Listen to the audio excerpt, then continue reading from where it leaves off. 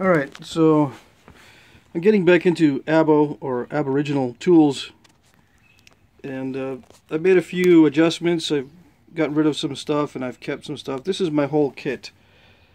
That's about it. I have some, antler stored up to cut up, into pieces for my composite tools. Like this is an elk antler tine. There's some other pieces in here right there that are elk antler and whitetail antler. I prefer those two, and more I'm preferring the elk because I just can't get a hold of high quality whitetail for some reason around here. The whitetail is not a very good quality antler. Anyway, this is a new one that I've been using. It works really good on glass and obsidian. This is elk antler and it has a pretty good amount of flex to it, whereas a whitetail, if I were to use whitetail for this, it would snap off quite easily, at least the whitetail I get around here. So I'm using elk for the thin pressure flakers and whitetail for the thick ones. I had a moose tine and I cut it in half. I use this in some other videos as a indirect percussion flaker, a horizontal punch. It was in one piece, but I cut it in half for a small billet and a vertical punch. I'm starting to do some vertical punch work, and I've only done one core so far, and I've got a pretty sizable amount. Well, I've got some good damage on it already, so I can't see using this too often. On hard stone, it won't last very long, but on softer stone and heat treated stone, I think it should work pretty good. Alright, and moose is like the hardest thing possible, so we'll see. I was hitting it pretty hard, so maybe that's it, but that I can't do too many cores with one piece like this. Maybe, I don't know, 20, and it'll wear it down about an inch or so, and then it'll be kind of too short to hold on to.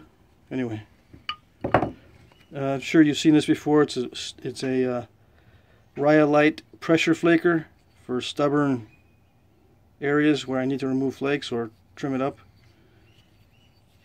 I just grind it down to make it smooth. I've got a couple variants of notchers that I have. The deer ulna bone is the classic notching tool for aboriginal tool users. Works really well. There's something about this bone that's very flexible and doesn't crack or split as easily as other bones on the deer.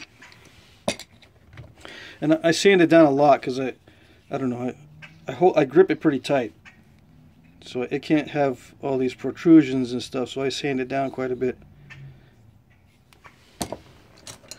Here's one of the, I cut it off the tip of one of those, just another piece of deer ulna bone for, small work. These are the other notchers I use. These are caribou or reindeer antler. I like them because they're flat. But you could use whitetail or elk. I guess you could split it in half, saw it in half. Now this notching is the opposite of that over there. The flat plane of this notching tool is perpendicular to the plane of the handle, right? So I can notch this way. I can't do that with this one. I have to notch this way. You see what I mean? If the tip of this was turned 180 degrees, I could do the same as I can with the caribou antler, but I can't with the ulna. So I actually prefer these for notching because I can get a much better grip to do the notching. Okay. Another thing I've been experimenting with is pine rosin on the tips of the tools.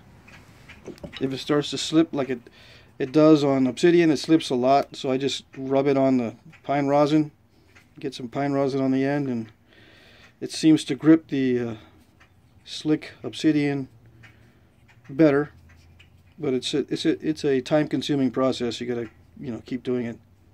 It works with all the tools, all the antler. It seems to work pretty good. The only thing that I experienced was that the shell is really porous, so when you melt the rosin in here, it just leaks through. I had to wipe it down quite a bit because there was a lot of leaking through the shell itself because the shell is porous. Maybe it's just the ones that I have, but all the shells I have are porous. This pine rosin will leak right through, so you got to do it quickly or use something else. Okay. My hammer stones over there. So if there's anything in here you want me to describe, just put a little message in the comments and I'll describe it. I'm pretty sure you've seen the rest of this. Alright. These are some of the bottles I like to nap. These are my favorite here, these sparkling juices from Welch's. It's a very nice green. My next favorite is the Perrier. It's got a fairly thick bottom to it, fairly flat. It's only like $1.49 a bottle. So if you you know, manage to get a whole bottom out, cut it in half with a glass cutter, it's only like 75 cents each. I'm not sure how much this is per bottle. These are pretty cool too. This is a water, natural spring water. I get this at the local grocery store. Nice flat bottom. I think this is about $4, $3.99 a bottle. A little more expensive, but the blue is nice. And this one here, I need to try this. I haven't tried these. It's got a really thick bottom to it. And I normally don't nap clear glass. And I don't recommend it because it's very difficult to remove pieces from your fingers if it's clear. If it's a dark color like this, it's much easier to see the glass shards and stuff. Alright. So this is actually a really heavy bottle. Bottle glass is the best, I think. Obviously because the glass needs to be high quality so the bottles won't break. So I rarely nap any other type of glass. I do have some picture tube glass from TVs that I'm going to nap in the future as a rock challenge. But I just wanted to show this. Okay. Okay, I still get questions about this, so I'm going to do a short video. This is a grinding wheel for a bench grinder. It's a 6-inch cobalt, or what you get at Lowe's. I think it was $6.98. I wrote that on there. I lost the receipt, so I just looked that up online. The grade is medium. Okay. And I just break it up with a hammer stone. The first break was right here, just across there, and then I hit it a few more times to break it down even further. So I break it usually into chunks about this size. I rarely use a big chunk like this because I just don't need to. And it's pretty cheap. At $7 it's pretty cheap, so I don't wait till I need, or I don't wait until I use one and don't need it anymore. You know what I'm saying? I'll just break it brand new. Okay. So I just wanted to show that.